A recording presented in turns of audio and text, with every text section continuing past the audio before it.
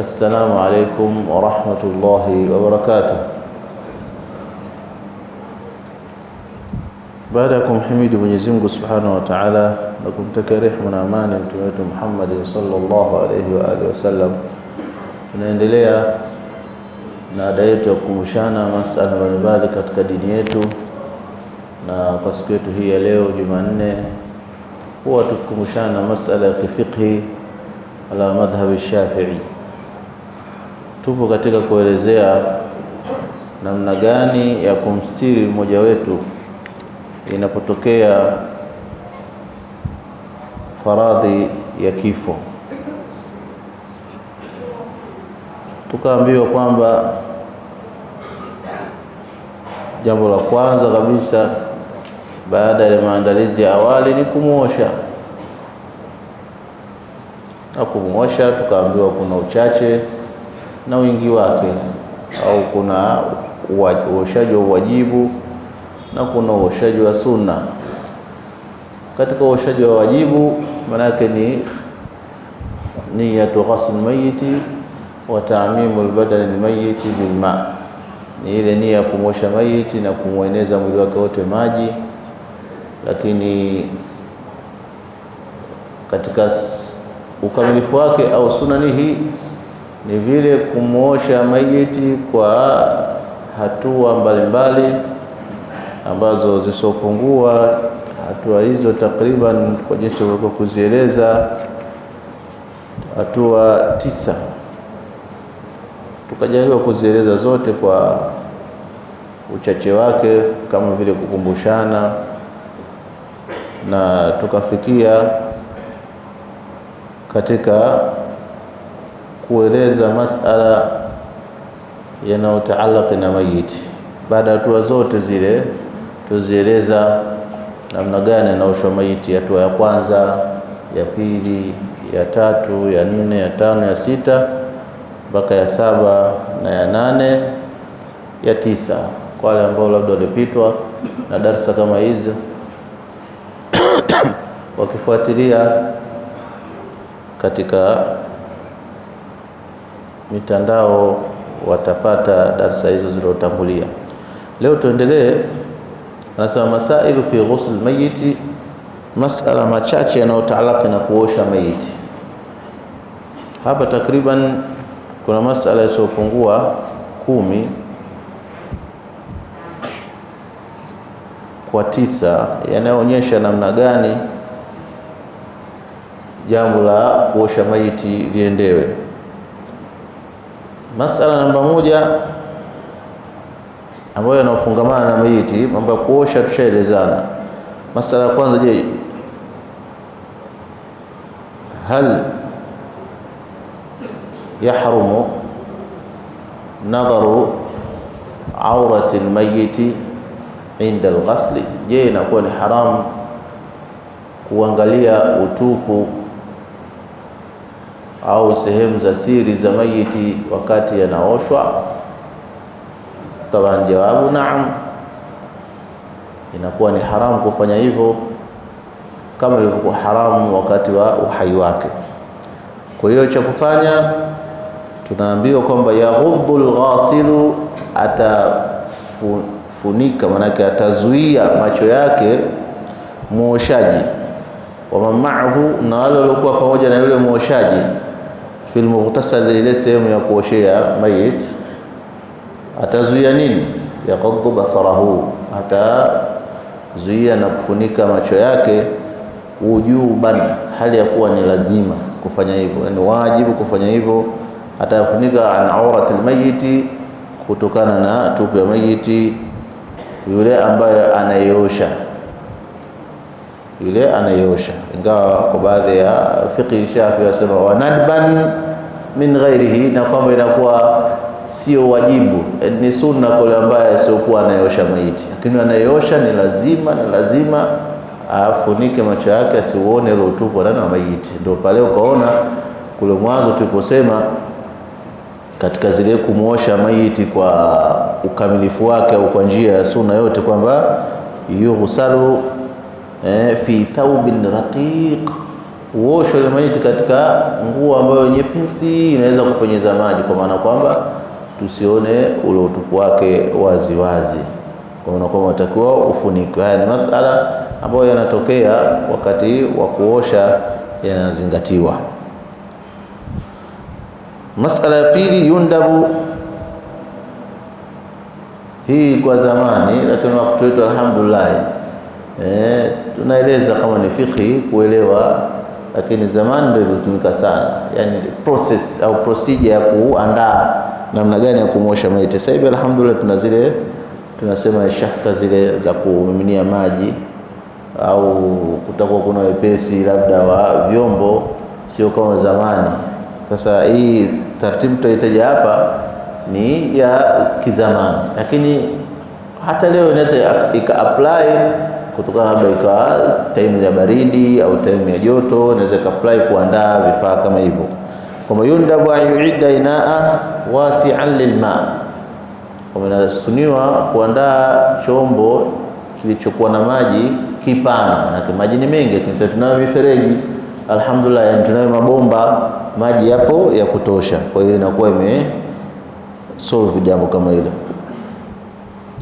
Na kile chombo wayubiduhu, atakieka mbali, amma yaqdharuhu au amma yuqadhiruhu min ar-rashash, kile chombo ambacho atakitumia akiweke mbali ili kisiingie rashash. Katika madhhabi Shafi'i, uko unakoga, hata wewe ulikuwa hai unaoga josho, lazima yale maji yakiwa yanatiririka yakaingia katika maji ambayo unayatumia kuoshea, yanakuwa yote ni kitu kimoja mustaamal, yanakuwa yote yameshatumika. Sasa lazima ufanye ihtiraz, ujichunge yale rashashi zinazotoka katika mwili sirudi katika maji ambayo unayatumia. Lakini kama kuna shawa lile inakuwa ni mambo mepesi, au kama kuna mfereji wa maji inakuwa wepesi kunyia maji kutumia, wala haili tena shida katika hiyo. Lakini kama chombo cha kuweka maji, inabidi yubiduhu, atakiweka mbali kisiingie zile rashash. Hivi ndio hii inavyotakiwa, na ataandaa kama walivyoeleza wanachuoni wa zamani vyombo viwili, kimoja kikubwa, kimoja cha kati na kati. Kwa hiyo atakuwa anachota kile chombo kutoka kwenye chombo kidogo, kutoka kwenye chombo kikubwa mpaka ila wasati. Walikuwa wakifanya taratibu hizo, yani kinaanza kutumika chombo kidogo cha maji, kisha inakuja cha kati na kati, kisha inakuja kikubwa. Namna walikuwa wakifanya hivyo zamani, kama kufanya ile maji yaweze kutosha na yasiwe yenye kuleta tabu. Wala basa bisti'anati binahwi khurtum, na sio mbaya, ambayo nikasema wakati wetu huu shida hizi tuziza nyuma hazipo. Khurtum maana yake kama ile kutumia mpira wa maji ule, kama kwa kuosha maiti kwa kutumia mpira, yani tumefungua fereji maji kwenye bomba hivi, maji yanatoka, inakuwa wepesi kutumia yale maji. Kisema fereji tunakusudia mfereji maji, ile bomba ya maji kama bomba zetu hizi, kwamba unafungua maji yanamwagikia. Sasa ile mpira ule ndio inaokusudiwa hapo, kwa maana ya kwamba la basa bil khurtum, kutumia ile khurtum, kwa sababu ndiyo maji lengo kubwa yapatikane. Lakini kisunna walikuwa wao wakiandaa chombo kidogo cha kati na kati na chombo kikubwa. Kwa tusema chombo cha kwanza kinaanza kama namna ya kumsugua ile maiti, kumosha. Chombo cha pili na kama muzil ya kuondosha ile nini, alafu nakuja maji safi sio kuwa na chochote, anasafishwa yule maiti kwa sura kama hiyo, kwa sababu tulisema majosho yanaanzia matatu.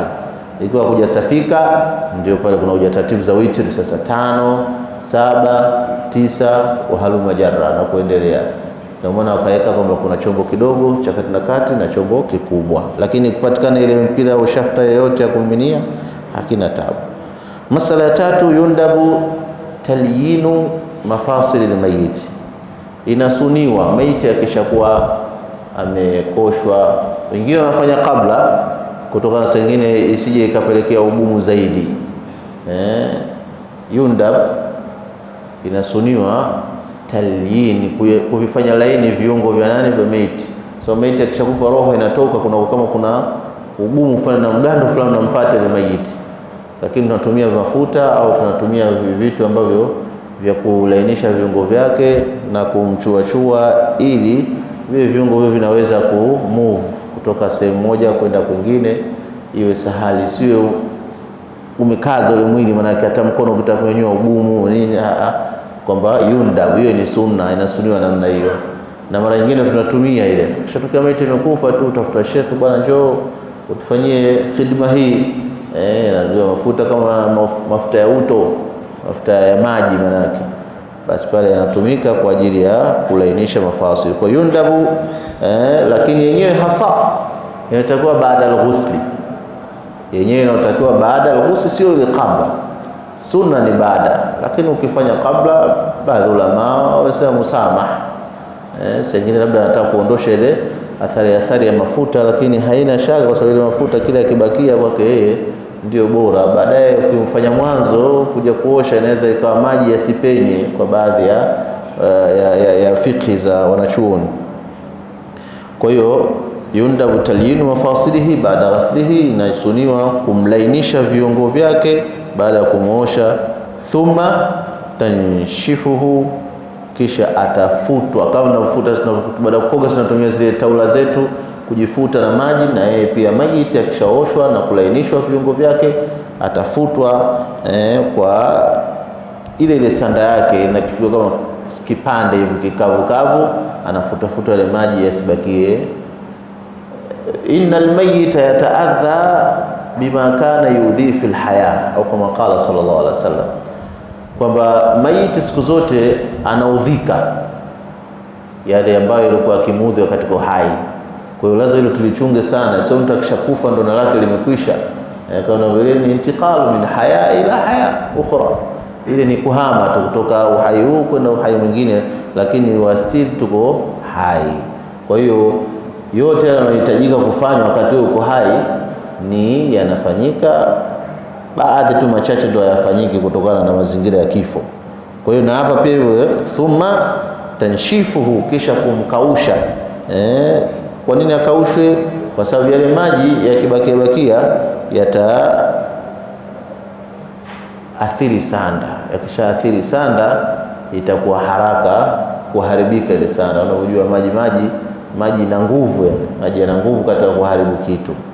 Kwa hiyo ndio maana akasema li alla tabtalla akfanuhu fayusri'a fasaduha, ili isiroe ile sanda yake watakuvishwa, ikawa yeye ana maji, ikawa haraka kufanyaje, kuharibika ile sanda. Kumbe sanda pia inatakiwa na isiharibike, ikae kwa muda. Ndio pale ukisoma katika kitabu Ruh cha Ibn Qayyim al-Jawziyya, ameeleza habari za maiti vipi zinavyotembezeana na zinafakhiriana na masala mazima ya barzakh. Kwa katika moja yukumbe akfani, kila zikiwa ziko vizuri zisiharibike, inakuwa ni jambo bora zaidi. Maji uharibu kafani, na alhamdulillah kuna watu masha Allah, ahbabullah, awliyaullah, wanaweza wakazikwa kwa miaka, wakifufuliwa wako vile vile na sanda zao ziko vile vile, hata hazijaguswa. Hata ule udongo wenyewe haupewi ruhusa na Mwenyezi Mungu Subhanahu wa Ta'ala, kwa sababu hivi ndio vitu vinaitwa khariqul aada, vitu viko pembeni ya mazingira ambayo zoelefu. Tushazoea kisu kinakata, moto unaunguza, ukiweka kitu chini ya ardhi yabla, maana kinachakaa, kinamalizika. Lakini Mwenyezi Mungu akitaka jambo lako mwenyewe, hivyo vyote vinakuwa kinyume. Ibrahim kisu akijakata kwa mtoto wake, kisu moto hujaunguza mwili wake. Kwa hiyo unakuta vitu kama hivyo. Pia na ardhi haili ile miili ya waja wake ambao waliojitunza, na yeye alikusudia Mwenyezi Mungu iwe aya. Inaweza kuwa mtu akawa saleh, akawa mtu mkubwa, lakini hayo yasitokee, isipokuwa ile aliyotaka mwenyewe Mwenyezi Mungu, ili iwe aya, iwe ni mazingatio kwa wale wengine. Inaweza kawa wamepatikana watu wamezikwa sinini, wakufuliwa ndio kama wamezikwa jana, sanda zao ziko vizuri, miili yao iko vizuri. Na kuna wengine alhamdulillah Qadara Allahu ma shaa faal, unakuta ni mchanga tu, hakuna hata ile mifupa wala alama. Kwa hiyo yundabu, kulainisha ile mafasili yake, joint. Mafasili maana yake ni sehemu za maungio za mikono, miguu na sehemu nyinginezo, kwamba zilainishwe ili isipate kukakamaa na pia kufutwa, ili isiingie kafani yake, sanda yake maji. Kisha yukrahu akhdhu shay'in min sha'ri al-mayyit au dhufurihi. Sijui kama nafanyika, lakini haifai. Yukrahu inakuwa ni karaha kisheria, sio kwamba tukifanya ni haramu. Marejeza katokezea kwamba ile hali ni ya kutisha zaidi, basi itakuwa ni time hiyo ni dharura kuondolewa nywele zake na kuondolewa na makucha yake. Kwa mfano mtu amekufa afu rastaman, rastafari anamuita. Sasa huyo inabidi kidogo katakuosha, utapata taabu, lazima nywele zake ziondolewe, ingawa ni makruhu. Ndio maana sheria imekuja makruhu kwamba yukrahu akhdhu shay'in min sha'ri al-mayyit, inachukiwa kuchukua nywele za maiti, yani kuzikata, au dhufrihi, au kucha zake. Sasa hapa baadhi ya ulama wakasema haikusudiwi tandhifi, inakusudiwa ni nini? Ni mambo ya sihri na mengineyo, kwamba watu huchukuliwa zile kucha. Lakini kama ikiwa tandhifi masmuh, ndio maana ikaabiriwa kifiki kwamba yukrahu, inakuwa karaha. Ikija kwa maana tandhifi, kumnadhifisha ile maiti ili aende katika hali nzuri, hiyo haina karaha, kwa sababu zitachukuliwa, zitazikwa.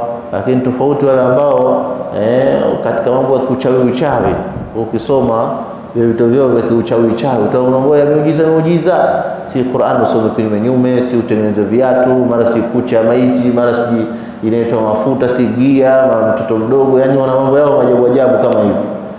Sasa hii ndio inakuwa sasa ni haramu kabisa kufanya namna hiyo, wala si makruh kama. Kwa tutakiwi yule maiti tumuudhi kwa chochote, isipokuwa kwa njia ya nadhafa, au leo tukiona kwa maji hapa yatakuwa ni dhiki, kucha ndefu sana, maji yaezi yakatokea yakaingia, basi inabidi tufanye kumuondoa kucha zake na pia nywele zake. Jambo la 5, ikitokezea kwa wale ambao wameshuhudia hizi hali, watathibitisha kwamba almayitul muhrim la yufalu bihi shay'un mimma yahrumu ala almuhrimi listimrari hukm alihram baada wafatihi. Ikiwa imetokezea mtu kwenye hija amefariki, na sasa hivi watu wanajiandaa kwenda hija, Dhulqaada ishaingia hiyo, watu wanajiandaa karibu kabisa kuondoka kwa ajili ya kuanza taratibu ya ibada kama hiyo. Sasa ikatokezea mtu amepata wafaa kule, yuko ndani ya ihram, basi hazifanywi vitu vyote vile vya nini vinakuwa ni haramu kwa mayiti. Havifanywi vile vitu ambavyo vinakuwa haramu kwa mayiti. Kwa sababu gani? Yub'ath, yule mayiti atafuliwa siku ya kiyama, katika hadithi zilizokuja, mulabian, yuko katika hali ile ile ya utekelezaji wa nini, wa hija yake. Na ikitokezea bahati mbaya watu hawakujua sheria, yani maana yake mfano wake wakamvisha nguo za kutatia, au wakamkata nywele au kucha, hawajui. Akiwa mtu hai amefanya namna hiyo, anaambiwa fidia. Lakini ikiwa amekufa hakuna fidia yote ikitokezea.